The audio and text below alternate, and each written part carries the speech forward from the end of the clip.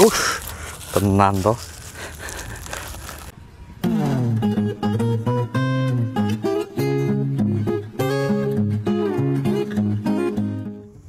Jumpa lagi Sobat Tani dimanapun berada. Hari ini kita akan membuat POC teman-teman, atau pupuk organik cair ya, dengan bahan-bahan yang mudah kita dapat, murah, dan juga daya simpannya bisa lama teman-teman ya. Jadi untuk POC ini kan macam-macam ya. Kalau yang pupuk semprot cair ya teman-teman, ini kita pakai untuk semprot ya teman-teman. Jadi nanti bukan untuk kocor. Yang untuk kocor mungkin nanti kita buatkan per episode ya. POC untuk semprot, kemudian CPT atau zat pengatur tumbuh ya, jangan salah teman-teman, bukan perangsang, beda nanti pengertiannya, masa dirangsang gitu kan, nggak enak gitu ya. Kemudian yang ketiga itu fungisida alami, yang keempat pestisida insektisida alami. Nah, saya usahakan ini kita pestisida dan insektisida itu fungisida ya, fungisida dan insektisidanya kita pisah teman-teman, nggak kita gabungkan. Kenapa? Kalau misalnya musim hujan kayak sekarang ya, kita butuhnya kan fungisida, terus kita semprotkan juga insektisidanya yang buat hewan-hewan kutu-kutuan kan sayang ya kan, biaya lagi teman-teman. Jadi mendingan kita pisah aja nanti. Kemudian nanti juga kalau tempatnya ada itu nanti kita buat yang organik cair, yang organik padat untuk media tanam teman-teman ya. Pelan-pelan lah kita buat satu persatu, karena proses untuk organik ini kan agak lama. Tadinya saya nggak hobi teman-teman bikin, cuma saya pikir-pikir lama-lama boros juga gitu ya. Tapi gimana lagi gitu, lebih baik emang tanaman itu dengan organik, dia hasilnya lebih kelihatan lah. Memang kelihatan agak lambat gitu, tapi pas dia udah masanya ya sesuai pertumbuhannya semuanya baik, itu seperti itu. Nah, bahan-bahannya apa aja teman-teman yang kita perlukan? Saya akan pakai ini dosis untuk 5 liter ya, bukan untuk 1 liter teman-teman ya. Kenapa kita bikin langsung 5 liter? Ya karena kalau bikin 1 liter sama bikin 5 liter itu fermentasinya sama waktunya teman-teman. Jadi ngapain kita bikin tanggung-tanggung ya kan? Yang penting kita udah yakin komposisinya nanti yang kita dapat itu NPK ya, unsur yang primernya, kemudian nanti hara makro yang sekundernya dapat juga, kemudian yang hara mikronya juga dapat. Jadi ini POC teman-teman ya, bukan booster atau CPT gitu. Oke, yang pertama kita butuh tempatnya.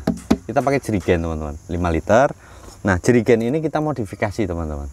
Kita kasih ini selang ya. Nah, ini teman-teman, untuk tutupnya kita modifikasi sedikit ya. Ini kita pakai selang.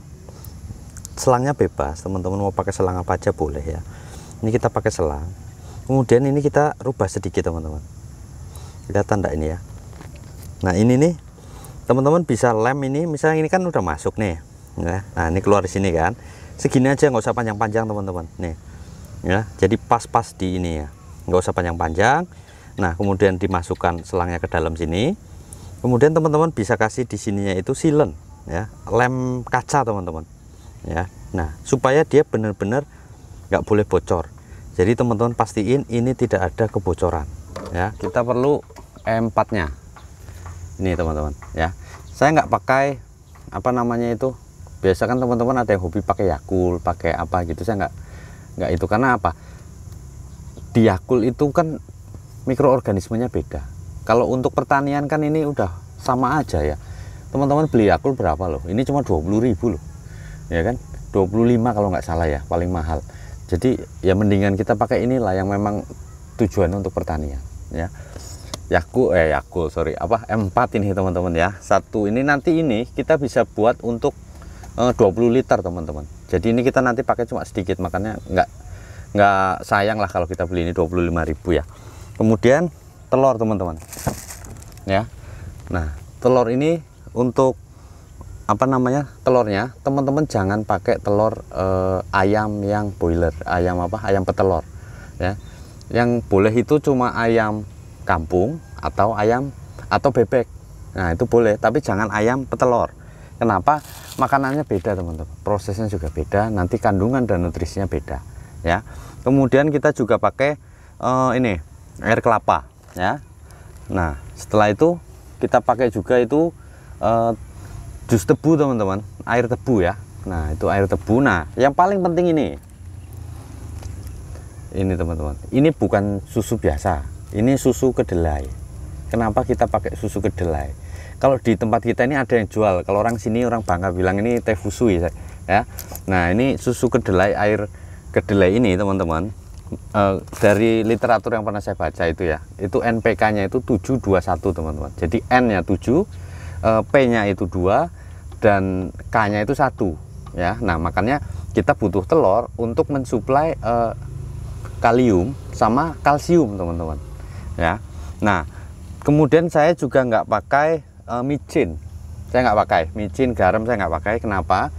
Karena di dalam air kelapa ini ya, dia ada zat pengatur tumbuh juga sudah ada sebenarnya teman-teman. Makanya nanti kita kombinasi ini biar zat pengatur tumbuhnya jangan terlalu banyak, karena kita butuhnya itu POC-nya, pupuknya teman-teman ya, kandungan makro, mikro, sama kandungan makro sekundernya, bukan pengatur tumbuhnya. Makanya nanti kita bedakan gitu ya. Nah, di dalam ini teman-teman, balik ke garam sama micin tadi ya, di dalam air kelapa itu ada kandungan natrium teman-teman.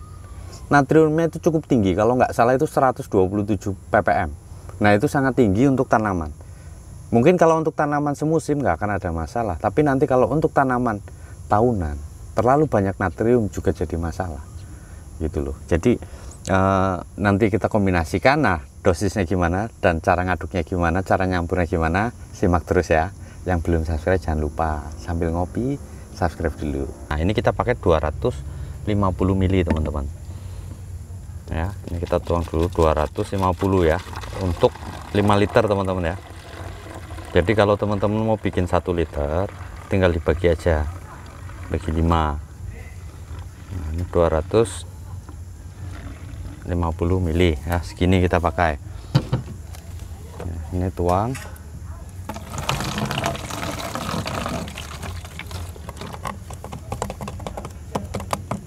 Nah, kemudian kita pakai telurnya ini teman-teman. Ini telur bebek yang kita pakai, jumlahnya 5 ya, tapi untuk mempersingkat durasi ini udah saya bukain dulu.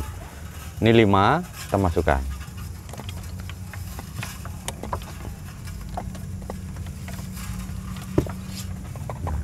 Ini udah, emang nggak bisa bersih ya, harusnya pakai itu ya.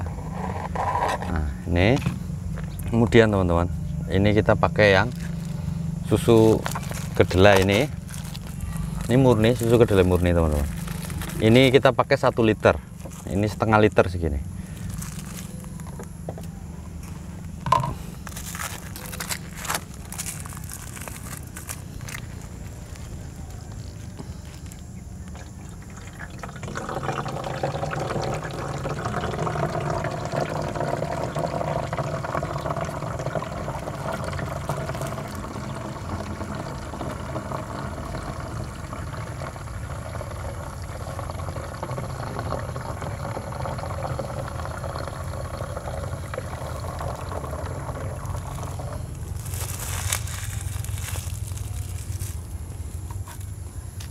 Nah, ini kita kocok dulu ya, supaya lebih aman.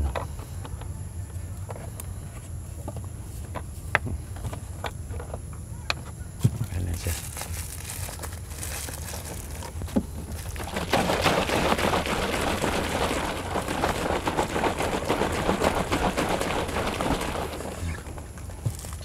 Nah, habis dikocok kita baru tambahkan lagi.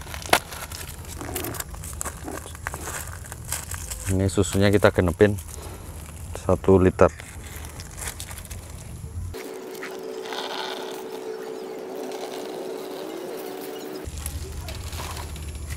Nah, kemudian ini air tebu teman-teman. Air tebu kita pakai 1 liter juga.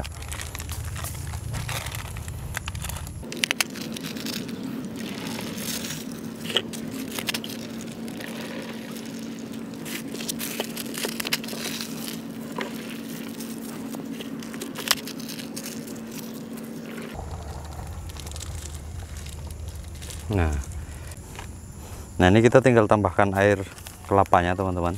Ini kita tambahkan 2 liter 700 ml ya, genepin di 500 ml airnya semuanya. Jadi airnya 5 liter, cuma ada tambahan telurnya aja 5 butir. Jadi ini pakai jerigen yang 5 liter.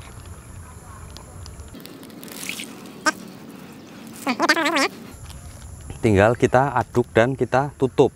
Nah, ini pentingnya ini teman-teman ya, nggak boleh bocor, karena kalau bocor kita nggak fermentasi namanya, tapi cuma bikin ini jadi basi. Makanya ini harus kasih silen yang rapet gitu. Ini saya pakai silen rapet-rapet udah.